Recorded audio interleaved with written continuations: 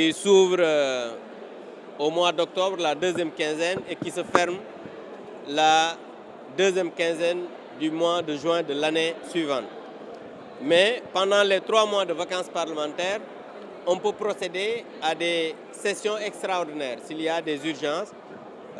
Et cette année, on a ouvert une première session extraordinaire où on a examiné une loi constitutionnelle et une loi pour réviser le code pénal, code de procédure pénale.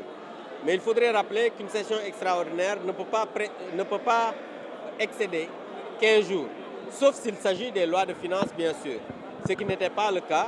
C'est pourquoi, quand on a examiné la loi constitutionnelle et qu'on devrait encore examiner la loi portant code électoral pour modifier les articles y afférents issus du dialogue national, les 15 jours étant épuisés à cause d'un recours en annulation déposé par nos collègues de l'opposition, les 15 jours étant expirés, l'Assemblée nationale était obligée de fermer la première session extraordinaire.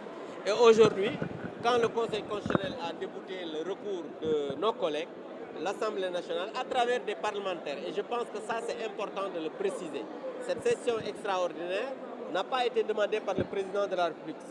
Il pouvait bien le demander parce que le président de la République peut demander l'ouverture d'une session extraordinaire, comme le président peut aussi le faire sur demande du Premier ministre. Mais aussi, un nombre de députés, c'est-à-dire la moitié plus 1, peut demander l'ouverture d'une session extraordinaire, ce qui a été le cas. 123 députés ont déposé sur la table du président pour demander l'ouverture d'une deuxième session extraordinaire pour qu'on puisse examiner la loi portant code électoral et qui est issue du dialogue national. Ça, je pense que c'est important de le préciser. C'est pourquoi aujourd'hui, le président a procédé à l'ouverture de la session extraordinaire. Demain, comme c'est en procédure d'urgence, demain à 11h, le ministre de l'Intérieur avec ses équipes seront là pour présenter le projet de loi. On va l'examiner en commission avec la commission des lois.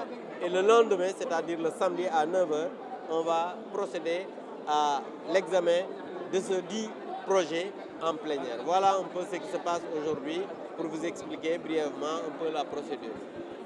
À la veille, dans un contexte où celui qui est appelé le chef de l'opposition est en prison, son parti... Mais vous savez, moi je pense qu'il faudrait qu'on essaie de savoir que le Sénégal est une république. Et la république ne se résume pas en un seul homme. Aujourd'hui, vous avez dit cela, mais même les membres de sa coalition sont là aujourd'hui au niveau de l'hémicycle. Il faudrait quand même qu'on sache que l'Assemblée nationale fait son travail convenablement, comme le stipule la Constitution. Les institutions de la République sont aujourd'hui plus que jamais debout.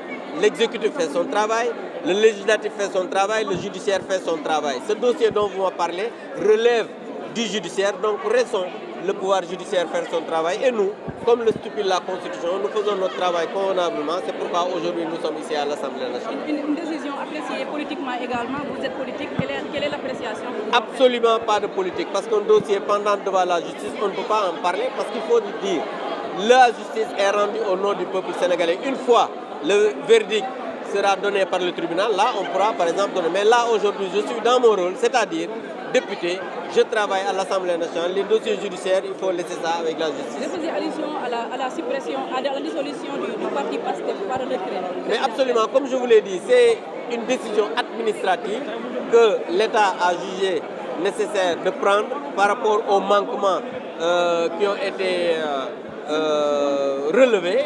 Je pense que quand même il faudrait le prendre comme ça et nous prenons acte et nous continuons le travail et la vie continue. Et si ce projet de loi passe, peut-on dire que le dialogue national a porté ses fruits? Mais absolument, le dialogue national a porté ses fruits parce que vous l'avez vu, l'Assemblée nationale était composée de 2 groupes parlementaires et des non-inscrits, 3 groupes parlementaires autant pour moi. Vous avez vu aujourd'hui la quasi-totalité des députés sont d'accord pour examiner ce projet de loi. Cela veut dire quoi?